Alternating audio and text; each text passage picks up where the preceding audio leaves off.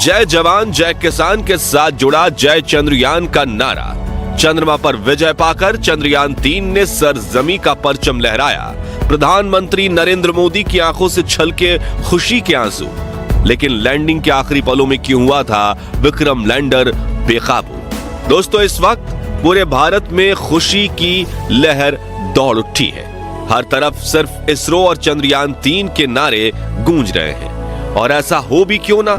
चांद की सतह पर सेफ लैंडिंग करके जहां अमेरिका, चीन और सोवियत यूनियन ने अनेक फेल मिशन करने के साथ अरबों डॉलर्स पानी की तरह बहा दिए थे, वहीं इसरो ने यह काम अपनी पूरी शिद्दत के साथ दूसरी कोशिश में ही कर दिखाया है और दुनिया भर में हिंदुस्तान का सर गर्व से ऊंचा कर दिया है। इस वक्त दुनिया भर में इंग्लिश मीडिया से लेकर स्पेनिश और रूसी मीडिया तक हर तरफ सिर्फ चंद्रयान 3 की ही बात चल रही है और नासा से लेकर जापान तक सभी स्पेस एजेंसीज इसरो को शुभकामनाएं दे रही हैं। तो कैसा था चंद्रयान 3 का वो यादगार सफर जिसने इतिहास के पन्नों में अपनी यादगार जगह बना ली, और क्यों आखिरी के कुछ पलों में विक्रम लैंडर हुआ था बेकाबू? जानने के लिए वीडियो को अंत तक जरूर देखिए। दोस्तों, 6 सितंबर 2019 भारत के इतिहास का एक ऐसा काला दिन था जिस वक्त पूरे देश की आंखों में आंसू थे, क्योंकि हमारा चंद्रयान 2 अपनी मंजिल के बेहद करीब पहुंचकर फेल हो गया था और इसरो के वैज्ञानिकों की 5 साल की मेहनत पर पानी फिर गया था। लेकिन वो कहते हैं ना, हार कर जीतने वाले को ही बाजीगर कहते हैं। 4 साल दिन रात मेहनत करने के बाद इसरो ने ऐसी बाजी मारी कि पूरी दुनिया देखती रह गई।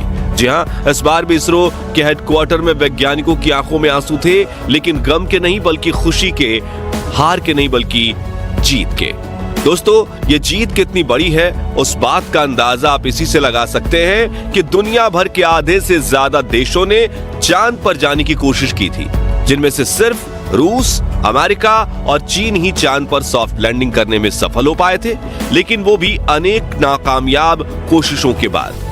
और अब चंद्रयान 3 की सफलता से भारत दुनिया का वो चौथा देश बन चुका है जो चांद पर सॉफ्ट लैंडिंग कर पाया है।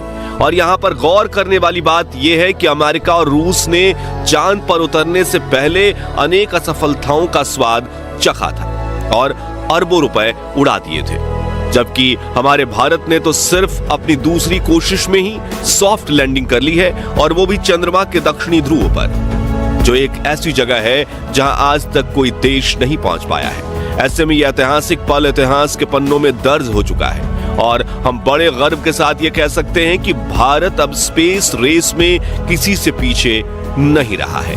अब सवाल आता है कि इस बड़ी सफलता से भारत को क्या क्या फायदे होंगे।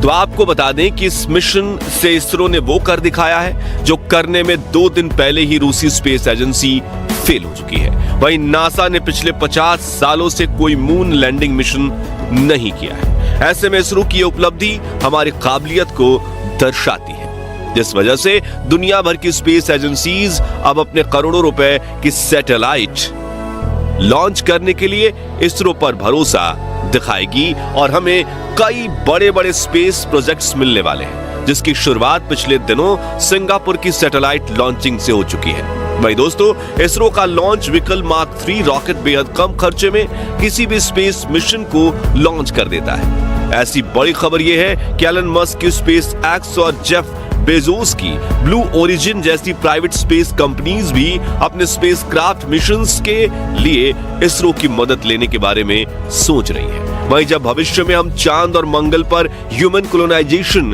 करेंगे तो दुनिया सिर्फ इसरो की ही एक ऐसी इकलौती स्पेस एजेंसी होगी जो इंसानों को कम खर्च में अंतरिक्ष में पहुंचा देगी।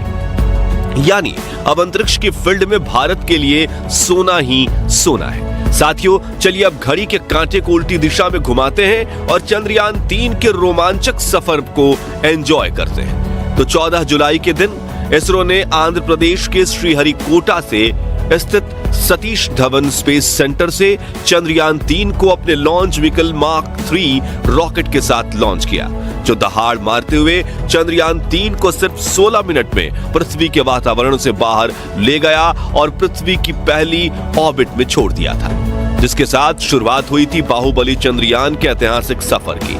फिर चंद्रयान 3 पूरे 5 बार अर्थ बाउंड मैन्यूवरिंग करने के यानी अपनी कक्षा को बड़ी करते हुए 17 दिनों तक पृथ्वी के चक्कर काटता रहा, जिसके बाद 1 अगस्त को इसरो ने इसे चांद पर जाने वाले लंबे गैलेक्टिक हाईवे पर छोड़ दिया।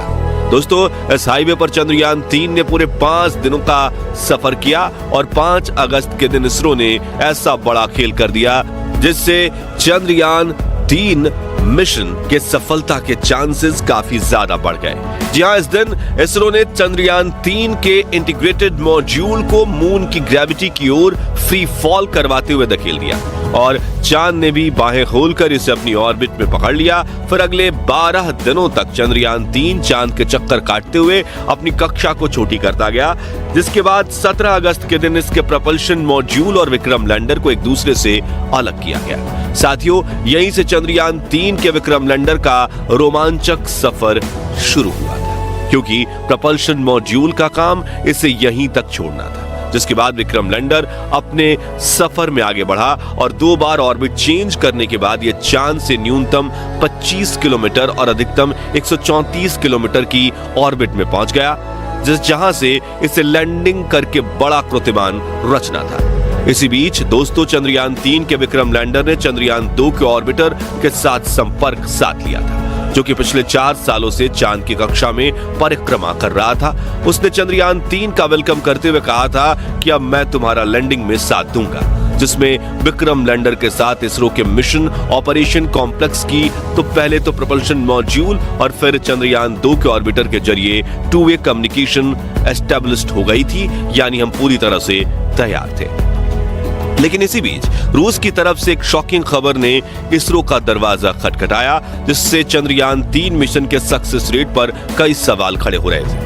दरअसल 20 अगस्त के दिन चांद पर पहले पहुंचने की कोशिश कर रहे रूस के लूना 25 लैंडर का अचानक अपने कमांड सेंटर से संपर्क टूट गया और वो एकाएक चांद की सतह पर गिरकर क्रैश हो गया, जिससे रूस का 1600 करोड़ का मून मिशन फेल हो गया और इसी वजह से चंद्रयान 3 मिशन पर भी दबाव बढ़ गया था। लेकिन वो कहते हैं ना, मेहनत रंग लाती ही है। सचमुच ऐसा ही हुआ।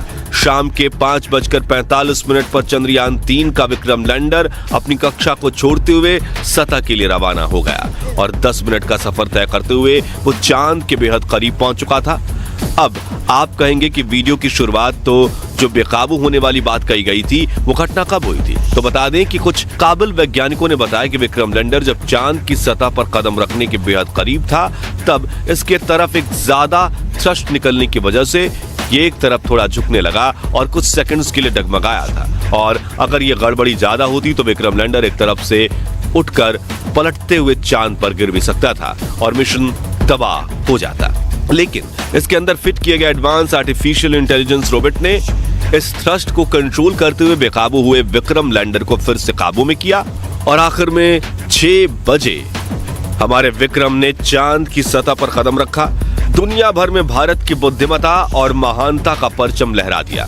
और इस तरह 42 दिनों के लंबे सफर के बाद विक्रम लैंडर ने भारत का झंडा इतनी ऊंचाई पर लहरा दिया कि जिसे देखने के लिए पूरी दुनिया को अपना सर ऊंचा करना पड़ेगा और इस कामयाबी में भारतीयों का सर तो गर्व से ऊंचा हो ही गया है। तो दोस्तों, फिलहाल बस इतना ही। आप इसरो की इस अपार सफलता पर क्या कहना चाहेंगे, कमेंट करके जरूर बताइएगा। और अगर आप चंद्रयान 3 की सफलता से वाकई में खुश हैं तो जल्दी से इस वीडियो को लाइक और शेयर कर दीजिए, ताकि हम भी देखें कि कौन कौन सच्चे भारतीय हैं। साथ ही इसरो के स्पेस मिशन से जुड़े ऐसी अपडेट्स के लिए हमारे चैनल को सब्सक्राइब करके पास वाली घंटी जरूर बजा दीजिए। धन्यवाद।